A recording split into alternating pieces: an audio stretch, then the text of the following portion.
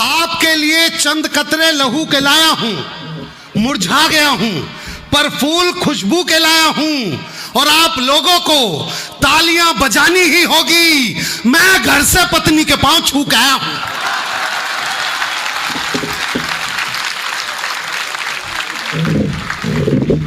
बहुत अच्छे। और ये उन्हीं लोगों ने ताली बजाई है जो मेरी तरह हैं।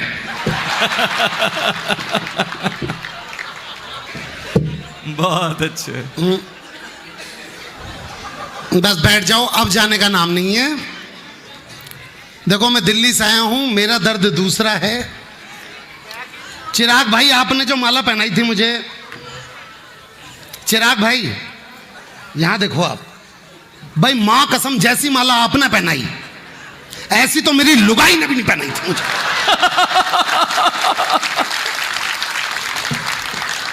मैं चाहूंगा अब की बार का करवा चौथ भी रखें आप मेरे लिए। मैं अपनी घरवाली को कुछ भी बोल के आऊं पर आपका व्रत खुलवाने के लिए आऊंगा भाई साहब। हाँ। बहुत अच्छे। सबसे ज्यादा दिक्कत दे देते भाई साहब जैन समाज की ये वाली माला। मैं साबित कर सकता हूं। मैं एक मंच पे था 2018 में 12 जनवरी को। मैं एक मंच पे था, मेरी पत्नी हॉस्पिटल गई हुई थी, किसी भी वक्त बच्चा पैदा होने वाला था। मेरे पिताजी का फोन आया, बेटा जल्दी से घर पे आ जा, बहू रानी को कभी भी औलाद हो सकती है। मैं मंच पे था, ये माला वाला पहन रखी थी। जैन समाज ने उस दिन 3-4 मालाएं पहना दी थी ऐसी। मैं इसी हालत में हॉस्पिटल चला गया। पहले तो इस बात पे ताली बजा दे कि मेरे घर में लड़की हुई उस दिन। पर पता नहीं नर्स को मेरी गले में 3-4 माला देख के कोई राजा वाजा का वहम हो गया उसे। वो मेरी बेटी को गोद में लेके यार बोली, महाराज की जय हो, महाराज की जय हो, आपके घर में एक सुंदर सी राजकुमारी ने जन्म लिया है। भाई साहब मैंने सारी माला तोड़ के उसे दे दी। आज भी अपनी बेटी को 5 साल के इंजेक्शन लगवाने जाता हूं तो मुझे घूर के देखती है। तो मैं बोलता हूं मुझे घूर के क्यों देख रही है, उनको दे जिन्होंने दी है।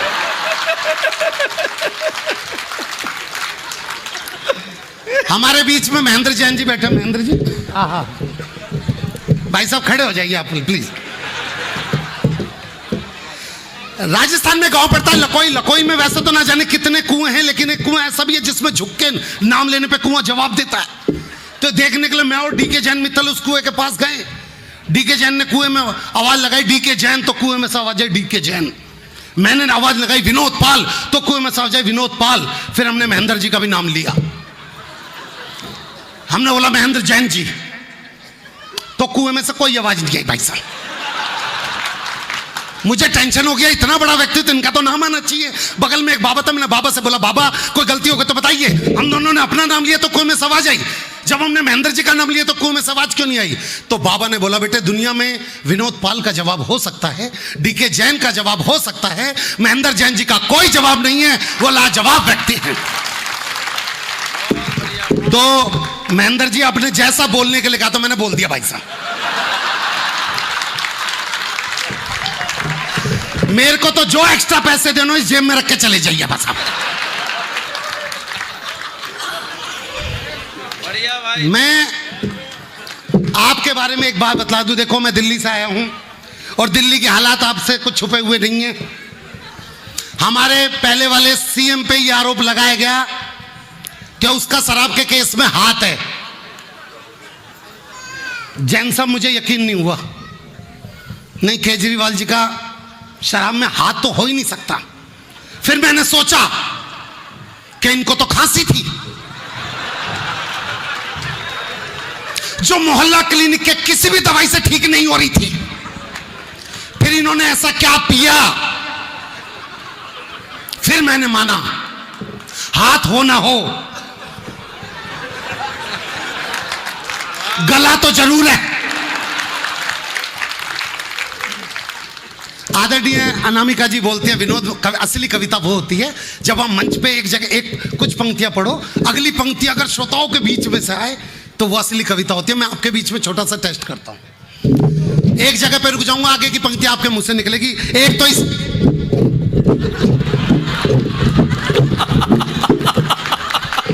यो मंच अपनी कविता पहले सुना रहा। पीछे रख ले, पीछे थोड़ा सा। अरे इधर इधर इधर। हाँ। ठीक है। यहाँ पे, अच्छा यहाँ पे, अच्छा आ जाओ। हाँ जी ठीक है जी। हाँ तो आदरणीय अनामिका दीदी बोलती है, विनोद असली कविता वो होती है जब एक जगह पे आप रुक जाओ, आगे की पंक्तियां अगर श्रोताओं के मुंह से निकले, वो कविता का जादू है। मैं ये जादू आपके बीच में टेस्ट करना चाहता हूं। हमारे बीच में पुष्पेंद्र जैन जी बैठे, ऐसा इन्होंने बोलने के लिए बोला था जी, सीकरी से। हाँ सीकरी से, सीकरी। तो मैं वो टेस्ट करता हूँ। एक जगह पे मैं रुक जाऊंगा, आगे की पंक्ति आपके मुंह से निकलेगी, सुनना। कि सर्द हवा ने मुंह है मोड़ा, बदला सा है मौसम थोड़ा, गर्म हवा का पहला झोंका बदल रहा है हर नजारा, चुभती जलती गर्मी, चुभती जलती गर्मी का मौसम आया, चुभती जलती घमौरियां लाया, आया मौसम ठंडे ठंडे।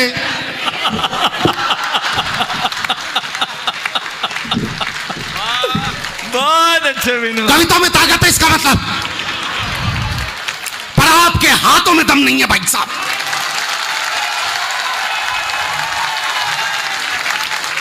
मैं सच में ऐसी 4 पंक्तियां सुना सकता हूं। बस ये डांस इंडिया डांस की जो 3 कंटेस्टेंट हैं, इन्हें बोल दो ये बैठ जाए, मैं रेमो डिसूजा नहीं हूं जो इन्हें नंबर दूंगा।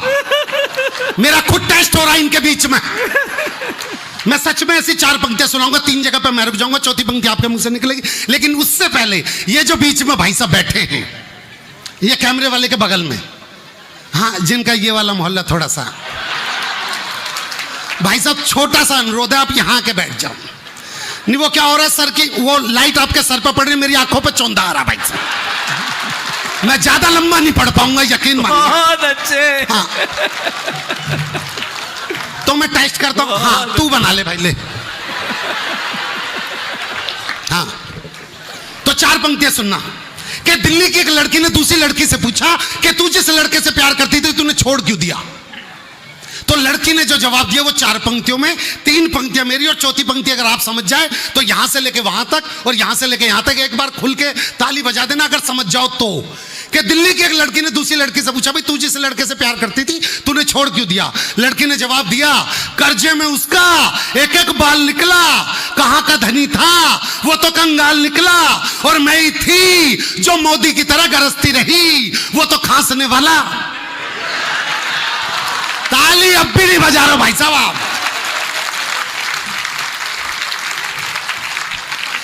इस मंच पर सौरभ जैन सुमन जी वो नाम होते हैं, वो कवि होते हैं, भारत के पहले ऐसे कवि जो जब तक रोज शाम को 2 कवि सम्मेलन ना पढ़ लें इनका खाना हजम नहीं होता।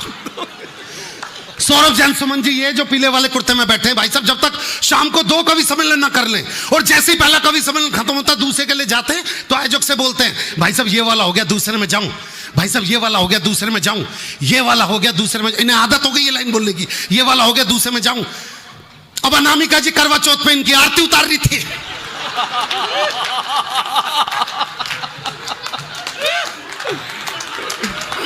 अब अनामिका जी ने थाली घुमाई, भाई साहब बोले यहां का हो गया दूसरे में जाऊं। बहुत अच्छे। बहन जी यकीन मानना, मैं और डीके जैन अगले 15 दिन तक इनको हॉस्पिटल में केले देने गए हैं। और उसकी क्या मैं डीके जैन की बताता हूं। मैं इस कहां गया, डीके जैन की मैं दिल से इज्जत करता हूं भाई साहब। इस लड़के की इज्जत करने का मेरा दूसरा रीजन है, ये लड़का जब 12वीं क्लास में था, अरे पास है ना, हाँ ठीक है, हाँ ये लड़का जब 12वीं क्लास में था तब ये लड़कियों के कॉलेज के बाहर जाके खड़ा हो जाता था, और जब कॉलेज से लड़कियों की छुट्टी होती थी तो डीके जैन बोलता था कि जब तक तेरा भाई जिंदा है तुझे कोई हाथ नहीं लगा सकता। इसके कामों में अगर कोई लड़का किसी लड़की को छेड़ दे तो लड़के को बहुत मारता है और फिर लड़की से बोलता है कि जब तक तेरा भाई जिंदा है। तुझे कोई हाथ नहीं लगा सकता। इसे भी आदत होगी ये लाइन बोलने की कि जब तक तेरा भाई जिंदा है तुझे कोई हाथ नहीं लगा सकता, जब तक तेरा भाई जिंदा है तुझे कोई हाथ नहीं लगा सकता। घर वालों ने शादी करवा दी, अब सुहाग रात पे घूंघट उठाया और आदत से मजबूर। जब तक तेरा भाई जिंदा है। भाई बढ़िया बढ़िया विनोद, वाह वाह। तुझे कोई हाथ नहीं लगा सकता, पर तालियां अब भी नहीं बजा रहे आप भाई साहब।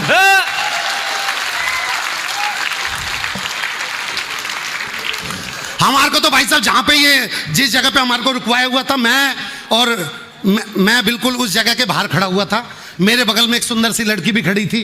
तो इतने में एक आदमी की पत्नी मर गई होगी, वो उसकी अर्थी लेके जा रहा था। तो उस आदमी ने रोना शुरू किया।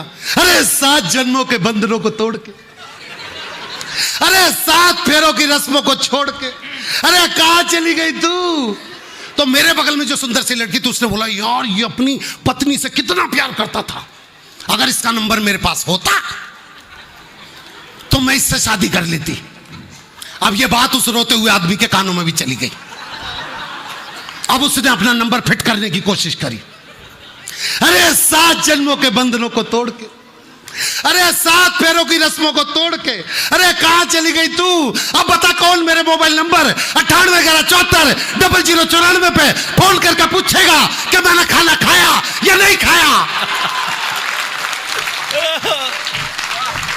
भाई बहुत अच्छे। मैं सच बतला रहा हूं भाई साहब। देखिए आइए बाबूजी, महेंद्र जी, आप यकीन मानिए ये जो आपका पूरा का पूरा सदन है, ये इस बात का सबूत है कि आप लोग अगर कोई कार्यक्रम करवाते हैं, अगर किसी मेहमान को बुलाते हैं तो तालियों से उसका स्वागत भी करते हैं। मैं 4 पंक्तियां लेकिन आपको बतलाता हूं कि सावन में जिस पेड़ पे घोंसला हो जाता है, पतझड़ में वही पेड़ खोखला हो जाता है। और हाथ पे हाथ रख के बैठने वालों, आपकी तालियों से किसी का हौसला हो जाता है। भाई वाह वाह वाह वाह। एक तो महिलाएं मेरी समझ में नहीं आती भाई साहब, मैं सच बतला दूं आपको। क्योंकि जब ये सास बनती है ना, बहू अच्छी नहीं मिलती। जब बहू बनती है तो सास अच्छी नहीं मिलती। जब देवरानी बनते तो जेठानी अच्छी नहीं मिलती। जब जेठानी बनते तो देवरानी अच्छी नहीं मिलती। जब नंद बनते तो भाभी अच्छी नहीं मिलती। जब भाभी बनते तो नंद अच्छी नहीं मिलती। और बात रही पति की, वो तो आज तक किसी औरत को ढंका। और जिस तरीके से पिंटू जैन जी की पत्नी ने ताली बजाई है, तो ढंका तो उन्हें भी नहीं मिला हुआ भाई साहब। हाँ, मैं देख चुका हूं जी। पर मैं जब किसी का मजाक उड़ाता हूं उनकी आंखों में नहीं देखता। हाँ, महिलाओं के संग यही दिक्कत। वो हरिद्वार की तरफ 2 बसें जा रही थी। आगे वाली बस में सारी सास, पीछे वाली बस में सारी बहुएं। तो सास वाली बस खाई में गिर गई। ये देखो, ये सारी बहुएं हंस रही हैं। इसे कहते हैं दूसरों की खुशी में अपनी खुशी ढूंढना। तो जैसे ही सास वाली बस खाई में गिरी, बहू वाली बस में एक बहू ने रो रो के, हो मेरी सास, हो मेरी सास। सबने बोला, ओहो तू तो बहुत प्यार करती थी। कह रही ना, मेरी वाली तो आई ना।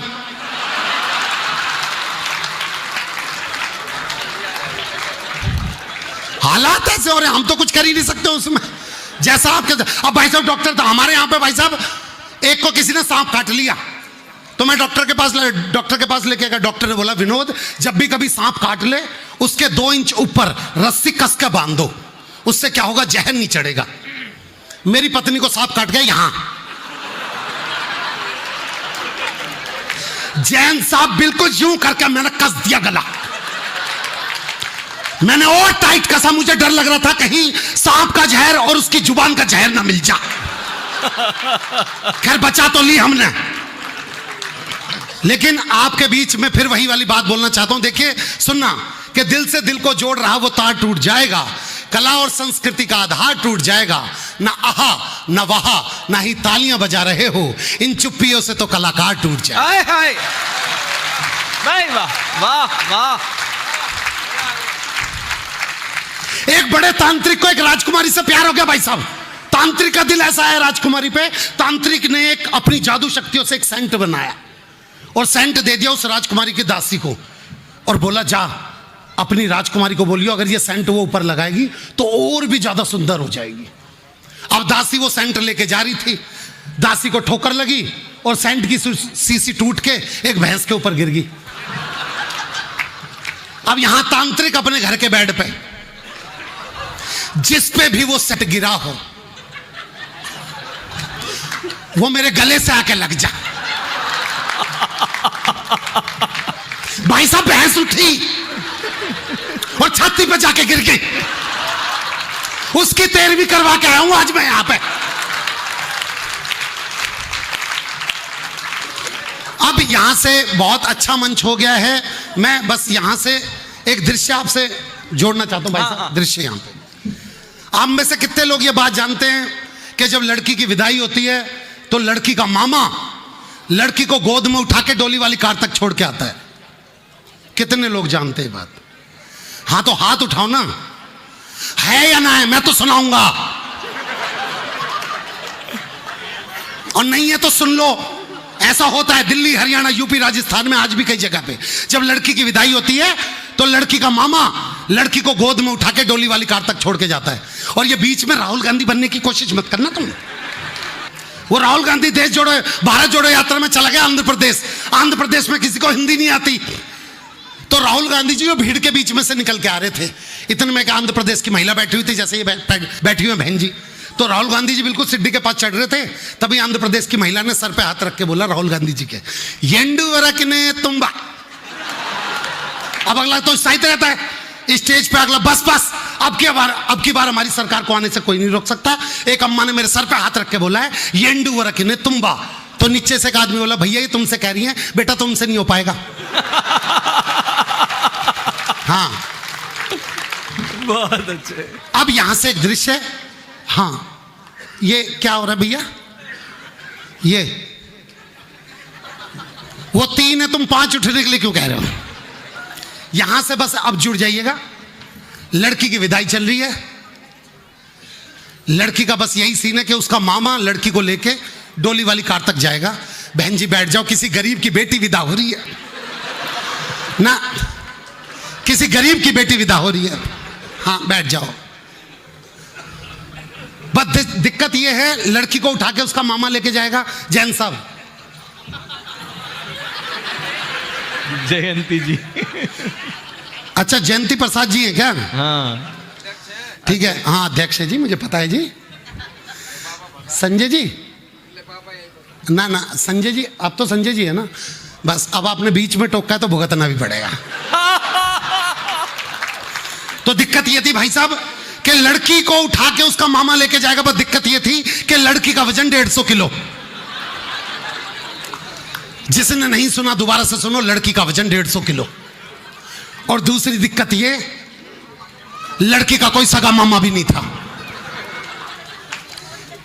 लेकिन आपके समाज के 2 लोग थे। यहां पे पिंटू जैन जी और यहां पे पिंटू जैन जी, यहां पे संजय जैन जी खड़े हुए थे।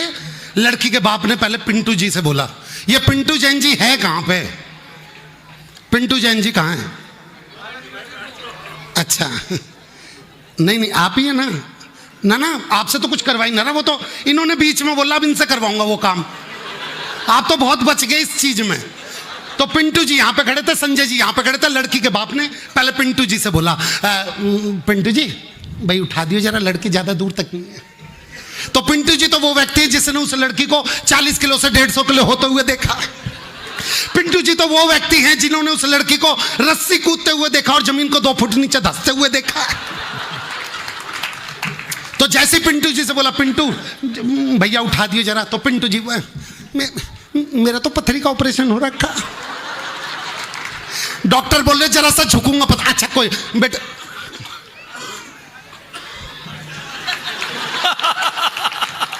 अब यहां पे संजय जैन जी खड़े। संजय जैन जी को जैसे बोला बेटे संजय उठा दियो, तो संजय जी तो 150 किलो के चक्कर में ये भूल गए मैं आदमी औरत।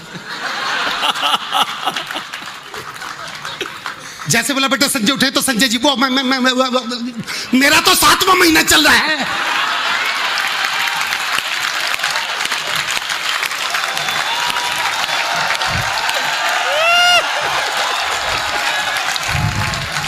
बहुत अच्छे।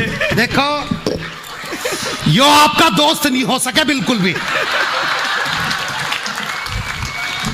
हाँ जी बाबू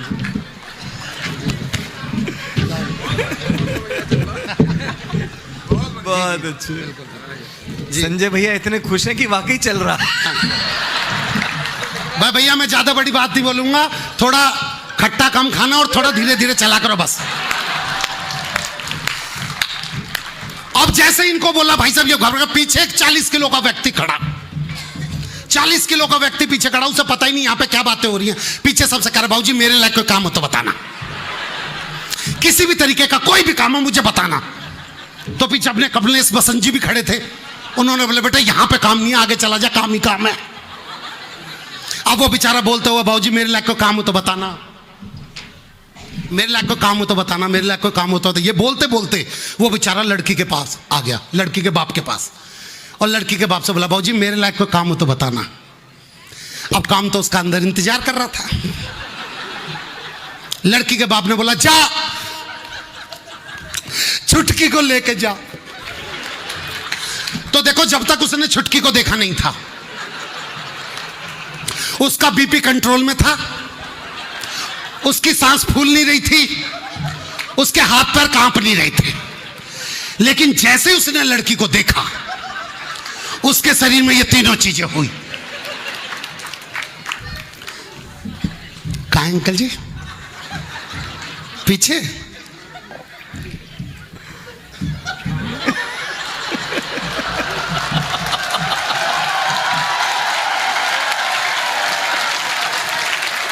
ये नहीं है वो।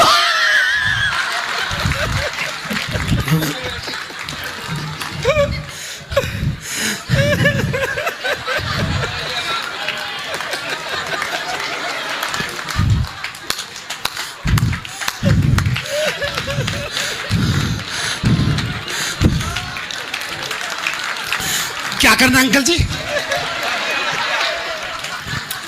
उठाने? अंकल जी इसको उठाने में तो मैं और छुटकी नहीं हो, यह तो मुटकी है। पर सबने बोला नहीं बेटे देख अब तूने बोल दिया, अब तुझे उठानी पड़ेगी। तो उसने उठाने की छोटी सी कोशिश की तो रीढ़ की हड्डी में से चटक की आवाज आ गई। पर अपने ये भाई साहब जो सामने बैठे हैं ब्लू कुर्ते में, हाँ ये आए भाई साहब, ये आए, उन्होंने सुल्तान फिल्म का गाना गाया उसका कॉन्फिडेंस बढ़ाने के लिए। खून में तेरे मिट्टी, ऊपर अल्लाह नीचे धरती, बीच में तेरा जुनून। भाई साहब उसने लड़की उठा ली, पर उस घर का आंगन इतनी दूर था जितना यहां से लेके बाहर का गेट। वो लड़की को लेके आधे रास्ते तक ही गया था कि तभी लड़की के मन में फिर मम्मी के प्रति प्यार जग गया। वो उसकी गोद से उतर के मम्मी कहती वापसी भाग के आ गई। लड़की का बाप बोला जा लेके करा, लेके आ मतलब अंकल जी ये गेट तक तो लेके आ गया था बस, कह रहा दोबारा से उठा, दोबारा से उठाने की कोशिश नहीं उठ रही। तो अब की बार ये हरे कुर्ते में जो भाई साहब बैठे हैं ये आए, इन्होंने मेरी जंग फिल्म का गाना गाया अनिल कपूर का, उसका कॉन्फिडेंस बढ़ाने के लिए। ओ, ओ, ओ, ओ,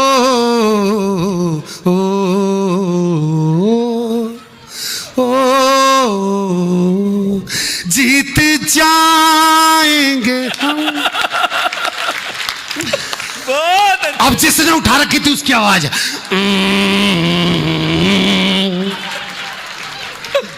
इन्होंने आगे गाया, जीत जाएंगे हम तू अगर संग है। अब जिसने उठा के उसके जिंदगी 2 कदम पे खत्म है। थोड़ा सा आगे बढ़ा तो लड़की की बड़ी बहन जो कि 180 किलो की थी, उसने अपना 40 किलो का हाथ उसी कंधे पर रख दिया जिसमें पहले से 150 किलो पड़ा था, और हाथ रख के शिक्षाएं देती है। जो शादीशुदा बहनें होती है वो शिक्षा दे रही है, देख ससुर को पिता की तरह देखियो, सास को माँ की तरह देखियो, देवर को भाई की तरह देखियो, और नंद को वो बोला तू लिख के दे दे मैं गाड़ी में दे दूंगा। थोड़ा थोड़ा सा आगे बढ़ा तो लड़की का बाप रो रहा, कह रहा हो मेरी फूल सी बच्ची। अच्छा, फूल सुन के तो उसका खून सूख गया, कह रहा कौन सी बच्ची? कह रहा फूल सी। कह रहा साले तेरे इस फूल ने ना शमशान घाट पे मेरी छाती पे फूल धरने वाले काम कर रहे। लाड लाड में केक खिला दो। थोड़ा सा आगे बढ़ा तो लड़की की बुआ आ गई। लड़की की बुआ इतनी पतली, जिसने उठा रखी थी 40 किलो वाले ने, उससे भी 5 किलो कम। उससे खड़े होकर रोया नहीं जा रहा, तो जमीन पे लेट के उसी के पैर पकड़ लिए जिसने लड़की उठा रखी थी, और बोली मैं मर जाऊंगी, मैंने बेटी बड़े लाड़ से पाली है, सब मत लेके जाओ, मैं मर जाऊंगी। वो बोला देख, यो हाथ से छूट के तुझ पे गिर गई ना तो सच में दब के मर जाएगी। बहुत अच्छे। बुआ साइड में खड़ी होगी।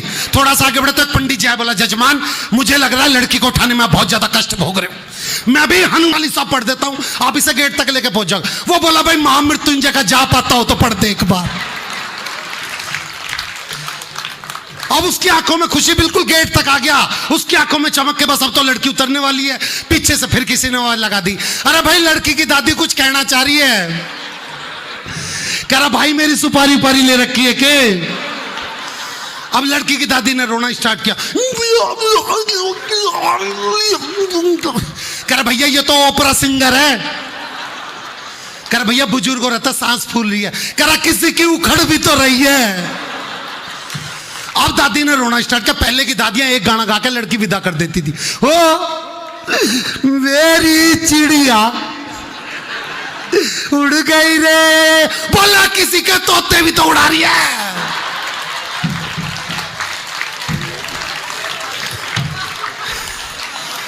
मगर दोस्तों एक बात इन सब से अलग, जो सिर्फ एक बात बोलना चाहता हूं वो सिर्फ आप सुनिएगा। एक गलती हमसे क्या हुई, एक गलती इस भारत देश से क्या हुई, वो एक गलती जिसको आज भी हम सुधार लें तो जाने कहां से कहां पहुंच जाए। वो एक गलती क्या कि हमने बेटियों को तो उनकी हदें बता दी, पर शायद बेटों को उनकी हदें बताना भूल गए। जिस दिन ये देश बेटों को उनकी हदें बताना शुरू कर देगा, कोई बेटी जलाई नहीं जाएगी, किसी बेटी का बलात्कार नहीं होगा, हर बेटी अपनी शिक्षा के अधिकार को पाएगी, भारत देश नाम का, भारत का नाम रोशन करेगी। और सुनना, मैं 4 पंक्तियां आप सबके बीच में देता हूं। हमारे बीच में कोई मुस्लिम भाई भी बैठा हो, मैं विरोध में नहीं हूं बिल्कुल भी, लेकिन मैं चाहता हूं मेरी अपनी बेटियां सुरक्षित रहें। अगर आप धर्म बदल के, अगर नाम बदल के अगर किसी बेटी को फंसाते हो, आपने देखा श्रद्धा के 35 टुकड़े मिले भाई साहब। हम कवियों ने अपना फर्ज समझा। मैं 4 पंक्तियां, क्योंकि जैन समाज बहुत ज्यादा जागृत समाज है, आपके बीच में देता हूं। ये जो छोटी छोटी बच्चियां बैठी हुई हैं, बेटा तुम्हें नहीं पता आजकल बड़ा गलत चल रहा है, हिंदुओं के नाम रखे जा रहे हैं, तब फ्रिज के अंदर कटे हुए 35 टुकड़े मिलते हैं, तब अपनी 4 पंक्तियां इन बच्चियों के नाम पे के सुंदर सपन सलोने चुनना, बुरे ख्वाब को मत चुनना।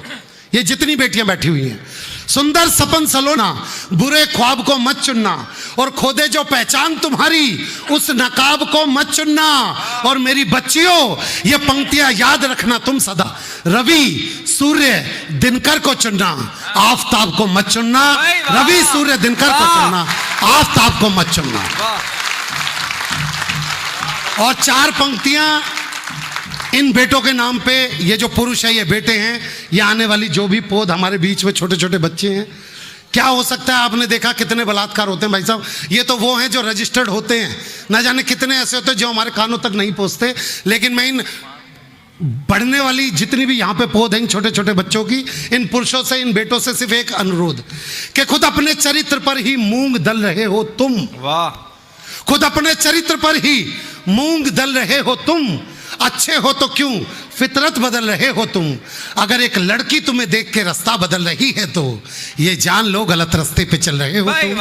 ये जान लो गलत रास्ते।